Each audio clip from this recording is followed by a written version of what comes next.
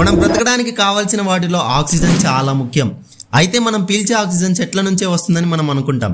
కానీ భూమి మొత్తానికి 25 నుంచి 30% ఆఫ్ ఆక్సిజన్ మాత్రమే చెట్లు ప్రొడ్యూస్ చేస్తాయి. మిగతా 50 to 70% ఆఫ్ ఆక్సిజన్ మొత్తాన్ని ఫైటోప్లాంక్టన్స్ అనే మైక్రో ఆర్గానిజమ్స్ ప్రొడ్యూస్ చేస్తాయి. ఈ మైక్రో ఆర్గానిజమ్స్ కూడా ఫోటోసింథసిస్ అనే ప్రాసెస్ ద్వారా కార్బన్ డైఆక్సైడ్ ను తీసుకొని ఆక్సిజన్ ను ప్రొడ్యూస్ చేస్తాయి.